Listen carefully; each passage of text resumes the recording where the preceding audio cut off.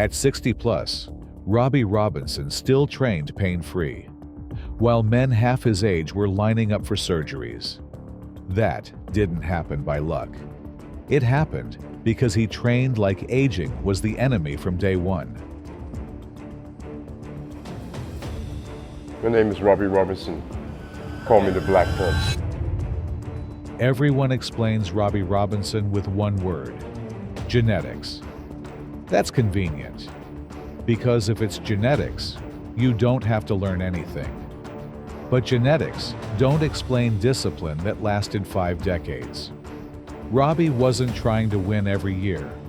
He was trying to still be functional when the applause stopped.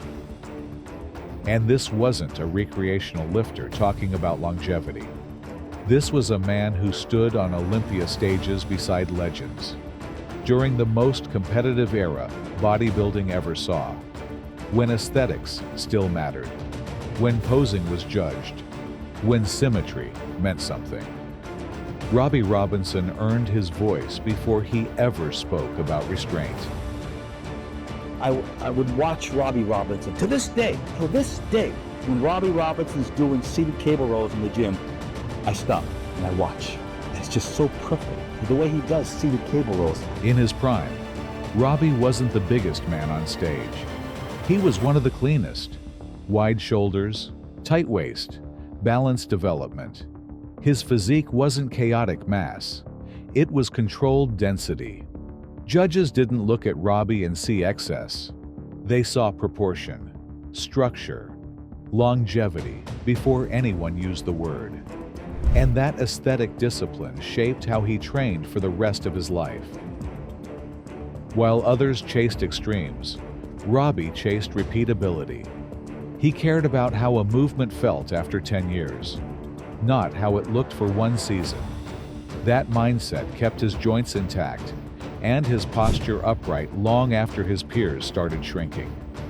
This is where most lifters misunderstand him. They think he trained lighter. He didn't. He trained cleaner. That philosophy showed up in how he started every workout. For Robbie Robinson, training never began with ego lifts.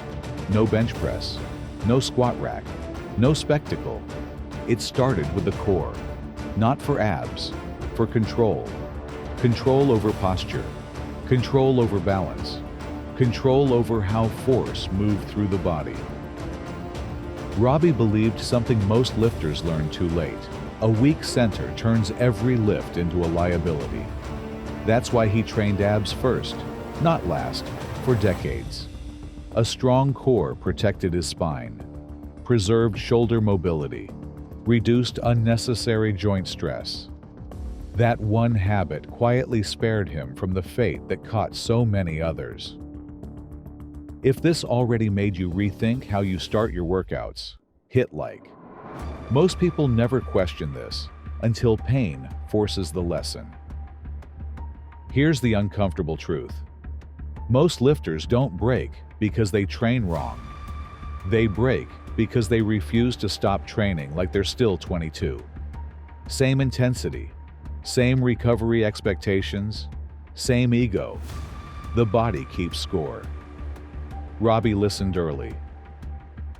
Look at what happened to many men from his era. Compressed spines, restricted movement, chronic pain masked as toughness. Robbie avoided that because his training aged with him.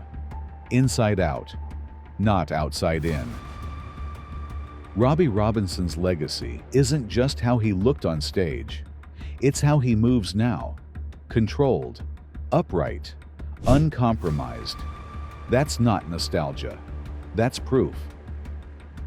Every lifter eventually faces this choice.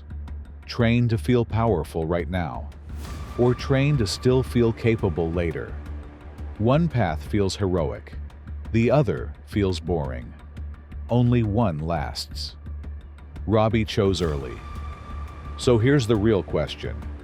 Do you train like time is unlimited, or like it's already chasing you? Comment one word: power or longevity. Robbie Robinson didn't defeat age. He respected it. And the older you get, the more honest the body becomes about how you treated it. If this way of thinking makes sense to you, you already belong here. Subscribe to BarbellFuel. We don't train to impress mirrors. We train to outlast time. And the next story might make you question everything you're doing in the gym right now.